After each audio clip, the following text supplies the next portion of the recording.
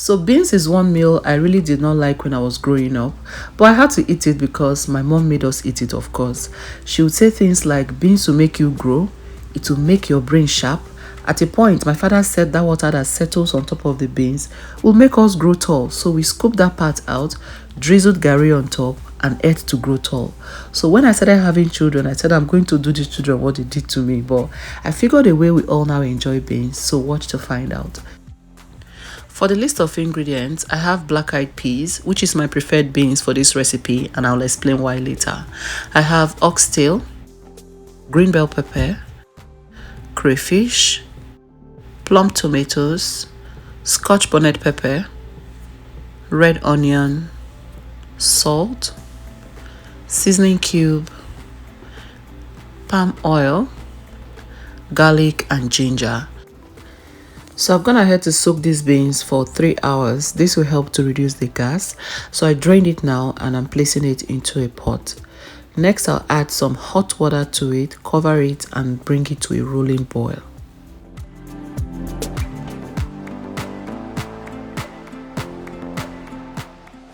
So while we're waiting for that to come to a rolling boil, I'm going to go ahead and prep every other ingredient I need for the beans stew. So I'm going to cut the onions, blend the peppers, and just get everything set. I'll leave the list of ingredients, their measurements, and how I apportioned everything as well in the description box area, so do well to check it out. So now everything is prepped. I'll go ahead and blend this and set it aside. So at this point, I check on the beans, and as you can see, it has come to a rolling boil. So I'm going to decant this water, rinse the beans thoroughly, and then put it back into the pot with fresh water and continue cooking. This step will further reduce the amount of gas in the beans, so if you struggle with passing too many gas after eating beans, this is one step you don't have to miss. So I'm going to put it back in the pot, add hot water, and the only thing I'll add now is onion. You don't want to add salt or any seasoning at this point, so it can really get soft before adding any other thing. So I'll just add the onion and cover it and let it continue to cook.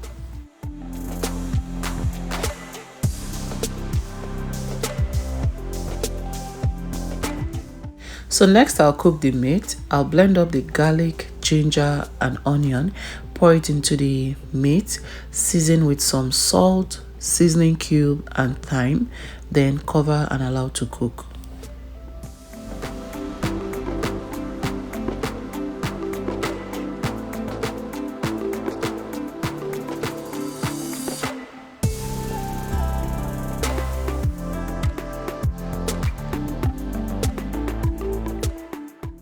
You also want to keep an eye on the meat. Add water if you have to until the meat is cooked.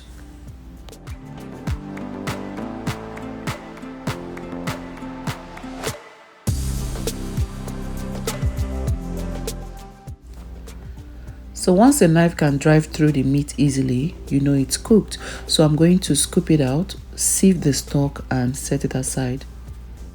So back to the reason why I prefer to use the black-eyed peas. Over time, I have discovered that if you do too much with the brown beans, you're just going to be on your own. These black-eyed peas have the capacity to take more spice or more ingredients, so I prefer to use it. If you're going to be cooking brown beans, this recipe may not be the best for brown beans, trust me. So at this point, I check on the beans and it's getting there, but I like my beans really soft, melt in the mouth kind of soft. So if you have a pressure pot, this is where it comes in. In fact, in less than 15 minutes, your beans is cooked. So at this point, I'm going to top up with some more water, a little bit of salt, and then the meat stock that I sieved earlier, and then cover it and let it continue to cook.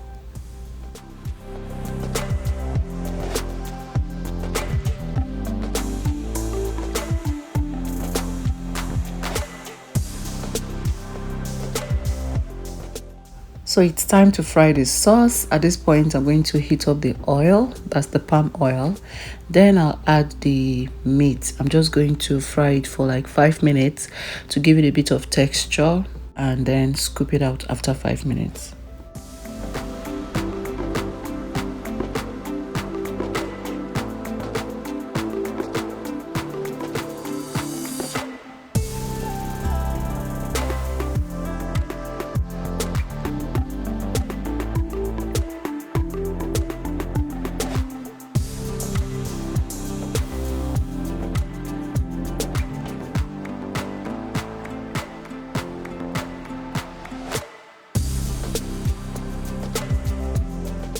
So next I'll saute the onion for about a minute.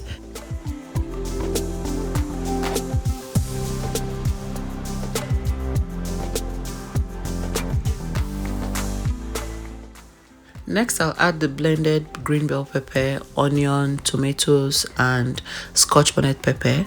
Mix that in really well and then let it fry for the first 10-15 minutes undisturbed.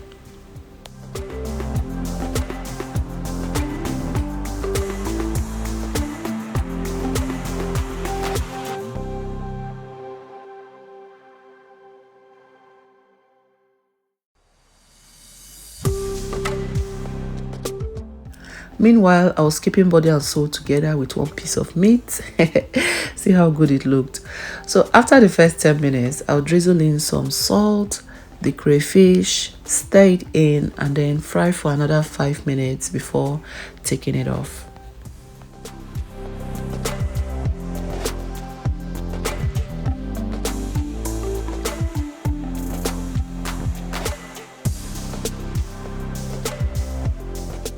So this was 5 minutes later. I'll take it off the heat, and at this point I go back to check on the beans and it is completely soft. Yes, so now I'm going to pour in the sauce we just fried.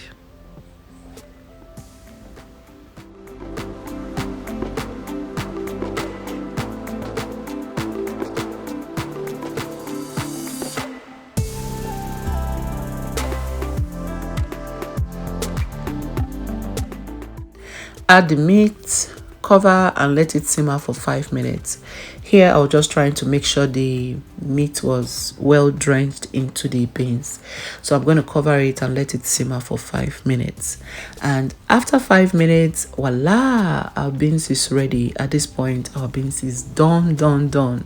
See, if you don't like beans or you are a hater of beans, don't conclude yet. Try out this recipe. Come back to the comment section.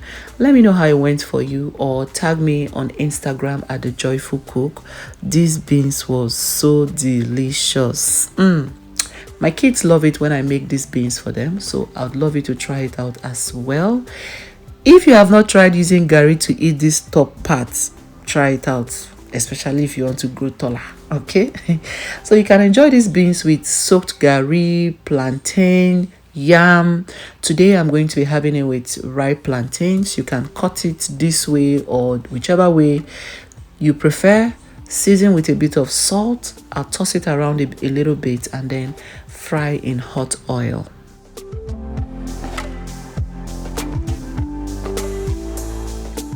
So I'll heat up some oil. Once it is hot, I place the plantain in it.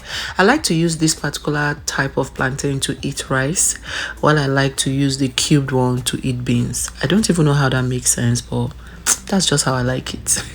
Yeah, so I'll fry until it is golden brown and then I'll take it off the oil.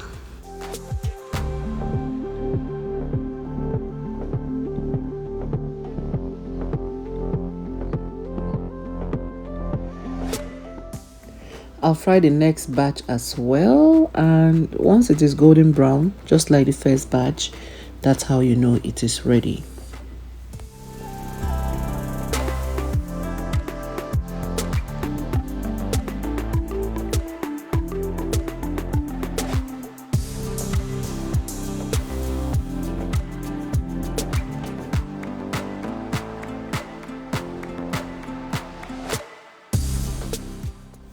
So like I said, you can enjoy these beans with plantains, yam, beans and pap, one of my favorite, beans and gari, very delicious. In fact, beans is multi-purpose. You can use it to even eat rice, beans and rice, very delicious as well. So serve and enjoy, and our cooking for today is over.